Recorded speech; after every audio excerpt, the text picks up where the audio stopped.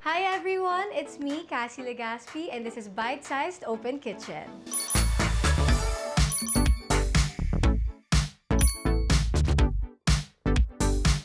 And for today, we will be making something very, very sweet, like me, and very, very special, like every single one of you. Caramel chocolate cake.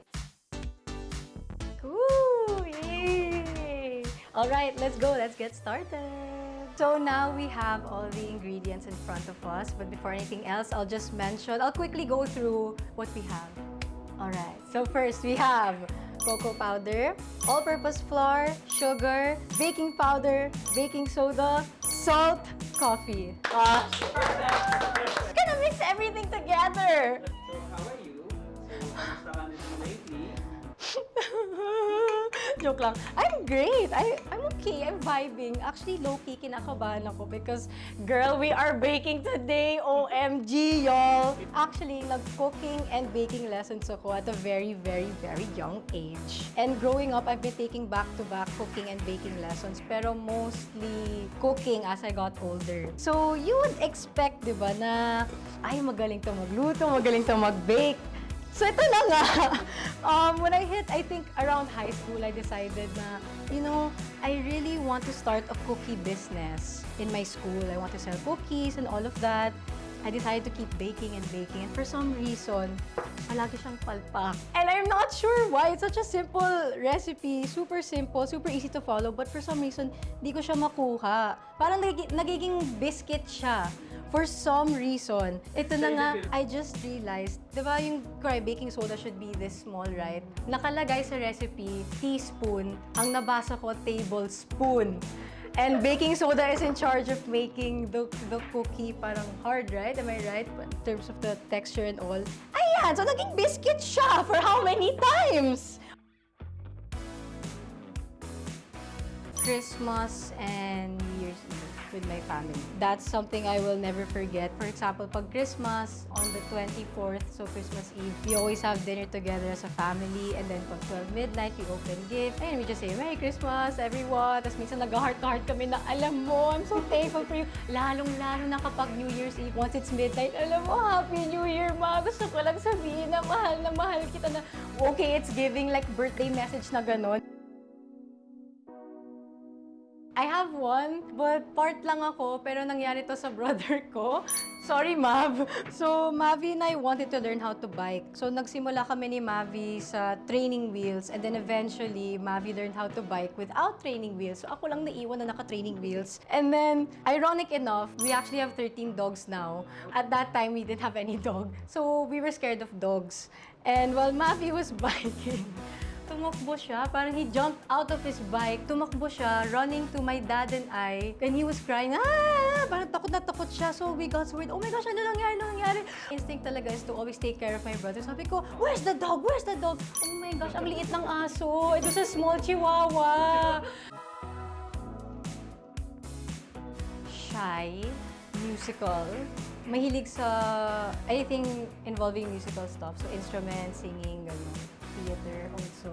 Alright, since we are done mixing the dry ingredients, let's now move on to the wet ingredients, which we have the buttermilk, eggs, vanilla extract, and oil. We are going to create a well. Yeah, you know, we love metaphors here. We're so deep kasi. We're such deep, thoughtful people here. Since I'm a chef myself, you know, I'm gonna use a different tool. For my mom, because, ayun, like what I said, as a kid, very mahihain ako. So every time I would get stage fright in school or sa mga performances ko, I always run straight to my mom. So my mom would always advise me na every time you perform on stage or when you're in front of a crowd and you get nervous na, what are they thinking of me? I'm scared na baka they might make fun of me, they might laugh at me or something like that. The opinions of people shouldn't really matter. I think what matters is how you see yourself, if you're proud of yourself and what you do. And then after that is the opinions of like the people who you love. My dad naman, There's actually 2 advices. So the first one is just to come as you are. You don't need to adjust or change just for people to like you. And another one, this is sobrang weird, sorry. I used to be one of the tallest girls in my class, and it's kind of weird, pero one of my insecurities used to be my height. I'm not super tall, but my dad would always say, you know, flaunt what you have, be confident in yourself. That really stuck with me. OMG. Oh no! Totoo ba? OMG! They're both really good chefs because they actually study. As in, the cooking school talaga sila. Both. But my dad's really good at cooking talaga. Iba talaga yung steak niya, yung fried rice niya. It slaps! Pero si mommy, magaling siya mag-bake. Grabe yung cinnamon roll niya. So, may kanyang-kanyang fortes naman. I love you both, please. OMG. Don't stop cooking for me, please. Kinakabahan nga ako dito sa egg eh. Actually, guys, I'm really not good at cracking eggs. Challenge accepted. Yung one hand. Oh! Oh! Yes. Dito sa kitchen ko, daming mga bisita. It's a party in here, you know? Okay, it's time to mix y'all. Test na yung upper body strength ko. We're very authentic. We're very straightforward.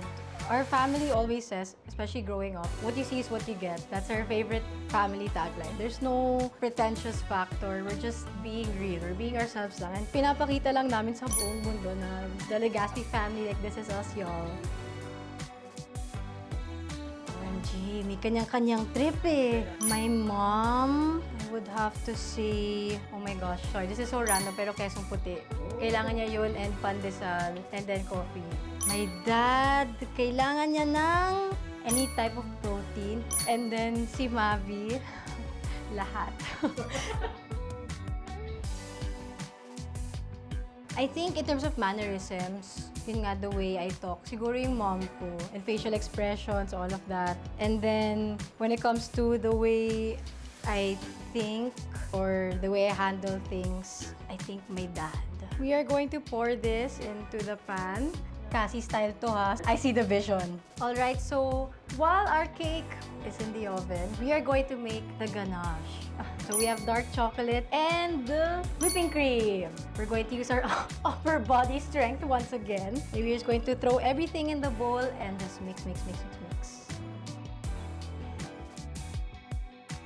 I think deep down inside, since I was a kid, I already knew I wanted to be an actress. But I was too shy to say. You have to really consider because there's a lot of sacrifices that you have to make, especially sa time mo and your priorities in life. There's a lot of sacrifices and a lot of work that you have to do.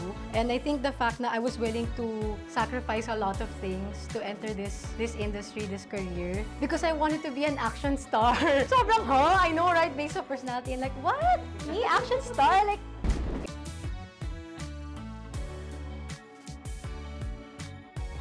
if you asked me when I was little, I would say fashion designer because I wanted to study in London for that. But if you ask me now, I think I would say director.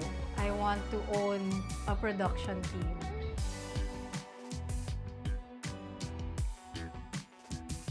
I think people already had a narrative of me.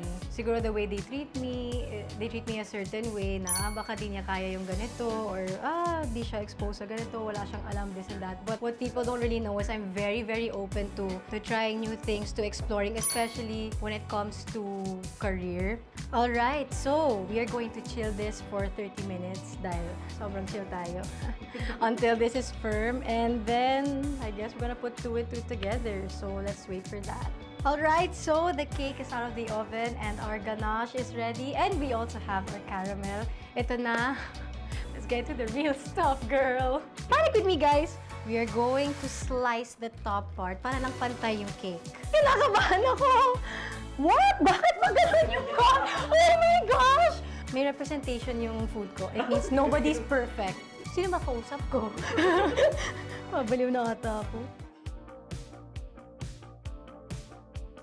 Chocolate cake. Ito yun. After this, I'm gonna eat this. I need my comfort food right now.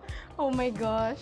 Can I just lift it na? Oh yeah, I can! Here's what we are going to do. We have to slice this in half and put the caramel filling in between. And then we're going to put the dark chocolate ganache all over. Hindi pa siya pantay? Hala! We're putting the caramel filling. Wow! Pantay na oh! We're gonna get the ganache, just a little bit. And this will act as our glue. Glue? Pag wala akong work in the mornings, I always make sure I have a slow morning. Kumbaga, time for myself in the morning first before I talk to anyone. That could also be working out in the morning. Tennis ako in the morning. Once I get back, I always have to have lunch or dinner with my family. Kailangan. That's a must in our household. Okay, kailangan daw maging generous. So easy for me to do. I'm so generous, you know? I have a lot of interests that I don't really share a lot. I actually do MMA. I've been doing MMA since I was 7. Thanks to my dad. Solid. Thank you, Papa Z. You're the best, man. What's... Art. Van Gogh ang inspiration ko dito. Starry night. But if to be specific, if there were to be a Philippine adaptation, it would be My Name by Han So-hee. We've come a long way to get to this point, but we got here. Now for just some finishing touches, we are going to just spread this out and then konting decorations lang tayo and we're ready to set it and eat it. Eat it! To step out of my comfort zone more, to be brave and to stand with the choices I make, to stop hiding behind people, because life is too short to be hiding behind the shadows. I actually have a vodcast. So my vodcast is Cassy's Corner. That's actually a platform where I talk about mental health. Besides me sharing yung food for thoughts ko and my experiences, what I've been through and what I've learned, I also interview people, mostly mga artistas, para lang may platform din sila to share. Here's the game plan. Inaayos ko dito para pag nilagay ko dito, may set plan. O, diba? My teleserye, which is Hating Kapatid. And I think I'm excited because first, of course, besides the story being very unique, very insane, I think yung role ko, on the outside, siguro you would think she's a very simple character. Once the story goes on, you will realize, okay, this is not a simple girl pala. Parang there's a lot going on. This is the movie that I'm going to be doing, which is... Woo! My role there, actually excited talaga ako because I've been want to do yung medyo rebelde role. I would still be acting for sure. 1,000% I would still be acting. 2 of my businesses would be successful na. Abangan! Ano yan?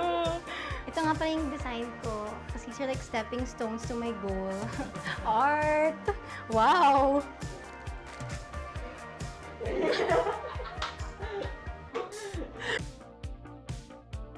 Alright, it's time for a taste test. Woo! Nakakaiyak to. Wait lang. Okay, cheers. That's my favorite. Oh, yes naman! Alright, so malapit na po ang Hating Kapatid, which will be showing on GMA Afternoon Prime. And I'm so happy as well to announce that I will be joining the MMFF this year with my movie Reconnect. For more fun food content like this, don't forget to like, share, and subscribe to BiteSized.ph on all their online platforms.